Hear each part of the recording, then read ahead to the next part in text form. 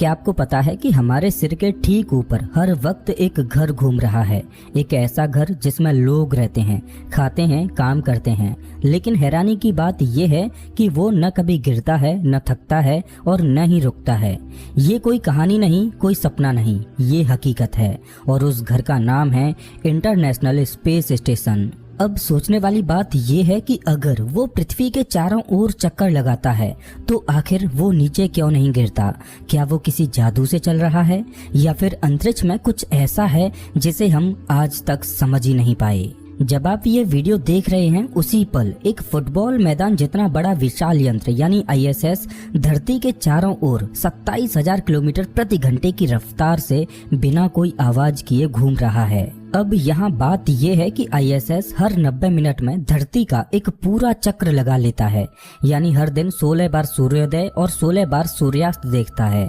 लेकिन सवाल ये उठता है, इतना भारी यंत्र गुरुत्वाकर्षण से कैसे बचा रहता है और बीते 2 दशकों से लगातार आसमान में कैसे टिका हुआ है? दोस्तों, आज के इस वीडियो में हम जानेंगे उस स्पेस स्टेशन के पीछे के विज्ञान का कमाल, जिसे जानकर आप भी सोच में पड़ जाएंगे और कहेंगे, अरे वाह, ये तो कभी हमने सोचा ही नहीं। अब जरा सोचिए, जब हम एक चीज को हवा में उछालते हैं तो वो नीचे जरूर गिरती है। आखिर क्यों? क्योंकि पृथ्वी का गुरुत्वाकर्षण उसे खींच लेता है। तो फिर स्पेस स्टेशन को क्या खास बना देता है? आखिर वो हर सेकंड लगभग 27,000 किलोमीटर प्रति घंटे की रफ्तार से पृथ्वी के चक्कर लगाता है, लेकिन फिर भी वो गिरता नहीं। आखिर क्यों? अगर मैं आपसे कहूँ कि वो लगातार गिर तो रहा है, लेकिन गिरते हुए भी कभी नीचे नहीं आता। हाँ, आपने सही सुना। इंटरनेशनल स्पेस स्टेशन एक परपेचुअल फॉल यानी लगातार गिरने की प्रक्रिया में है, लेकिन उसकी गति इतनी ज्यादा है कि जैसे ही वो गिरता है तो पृथ्वी के गोल होने के कारण वो उसकी सतह को मिस कर देता है और आगे निकल जाता है। इसे आप ऐसे समझिए जैसे कोई बंदा किसी पहाड़ी से छलांग लगाए, लेकिन वो इतनी स्पीड से दौड़ रहा हो कि जमीन उसे छू ही ना पाए।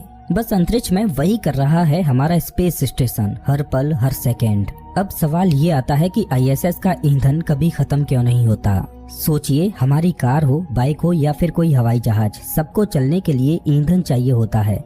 तो फिर ये स्पेस स्टेशन जो सालों से पृथ्वी के चक्कर काट रहा है, इसका पेट्रोल कौन भरता है? या फिर क्या ये बिना पेट्रोल के ही चलता है? जवाब है हाँ, लेकिन वो कोई चमत्कार नहीं, वो है सोलर एनर्जी।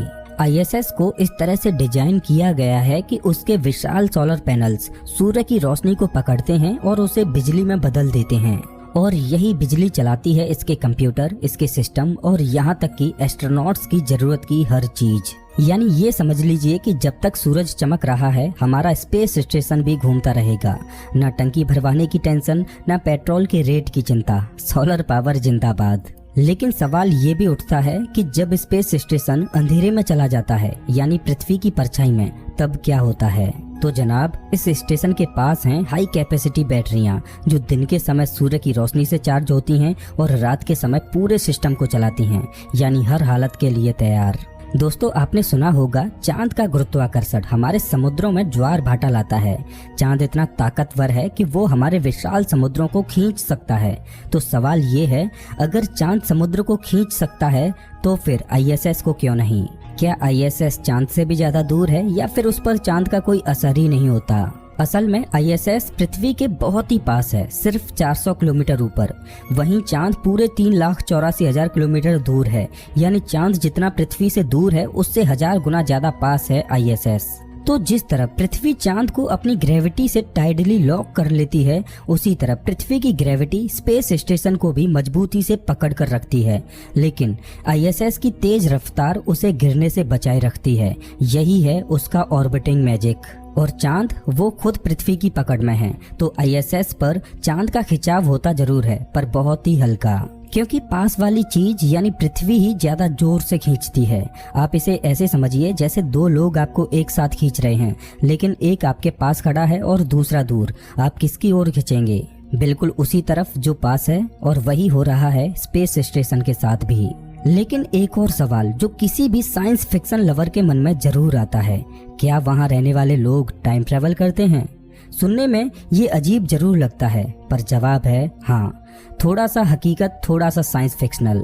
दरअसल आइंस्टीन की थ्योरी ऑफ रिलेटिविटी के हिसाब से जब कोई चीज बहुत तेजी से चलती है तो उसके लिए समय थोड़ा धीमा होता जाता है।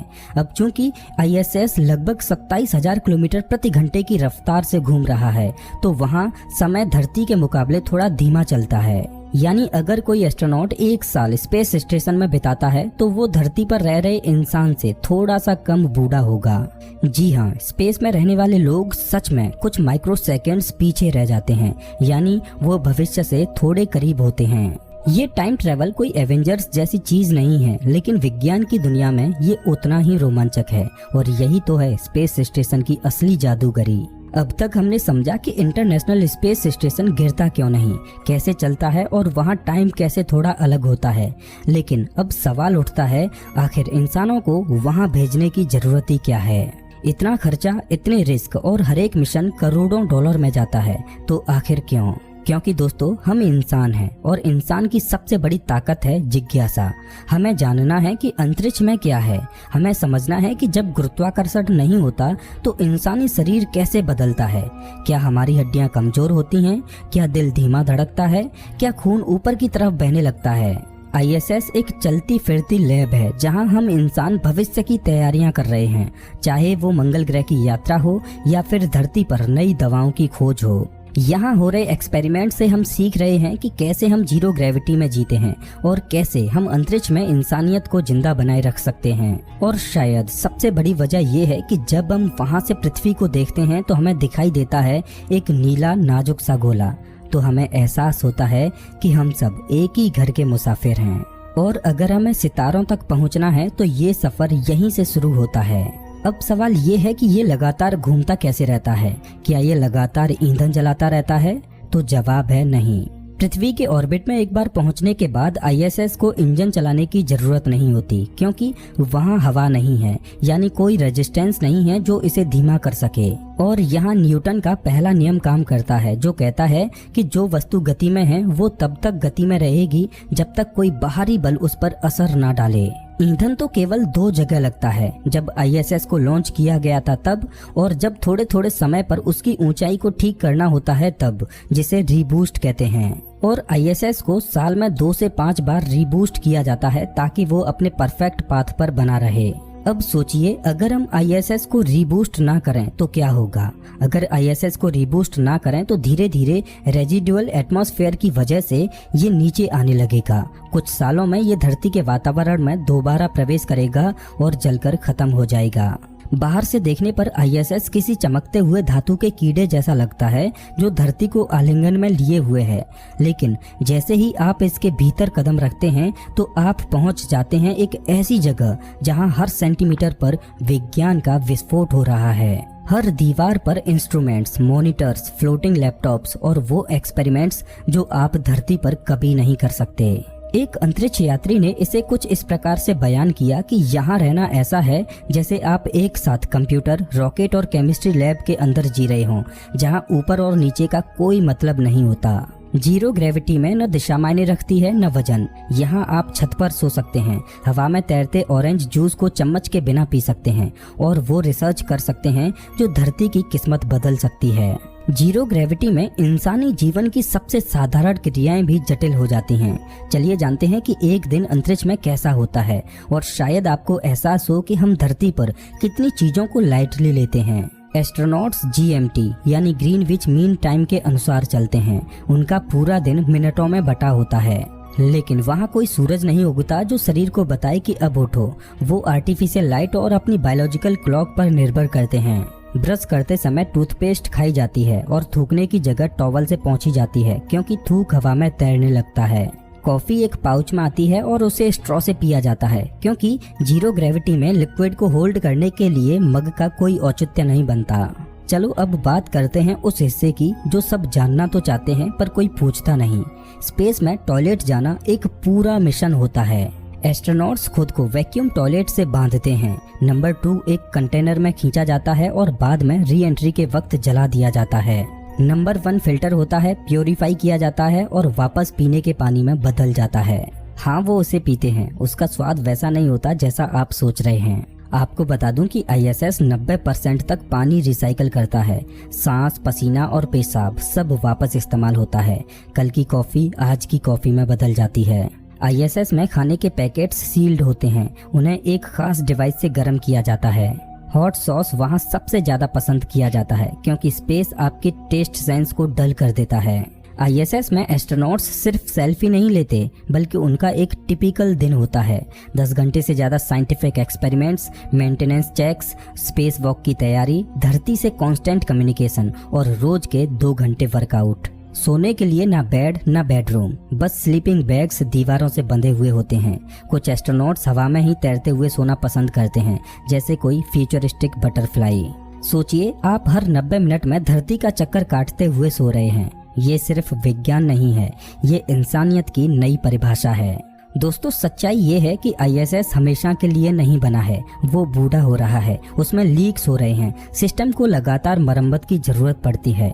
नासा और उसके अंतर्राष्ट्रीय साथी साल 2030 तक उसे रिटायर करने की योजना बना रहे हैं। दोस्तों, ऐसा माना जाता है कि ISS तो बस एक पहली सीढ़ी है। साल 2040 तक हम देख सकते हैं चांद पर बने बेस, मंगल पर रहने योग्य हैबिटेट्स, धरती की कक्षा में private space stations, 3D printed space structures और शायद अंतरिक्ष में पैदा हुए बच्चे।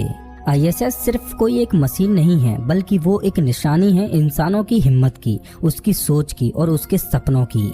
ये उस पल की याद दिलाता है जब हमने पहली बार आसमान की ओर देखा था और पूछा था कि क्या हम कभी वहां तक पहुंच सकते हैं। शायद कल को जब जमीन पर जगह कम होगी या जब हम सितारों के और करीब जाना चाहेंगे तो हमारे बच्चे हमसे पूछेंगे हम अंतरिक्ष में घर कैसे बना पाए, और तब हम कहेंगे हमने शुरुआत की थी उस स्टेशन से जो चुपचाप पृथ्वी के चारों ओर घूमता रहा और जिसने हमें सिखाया कि इंसानों के लिए कुछ भी असंभव नहीं।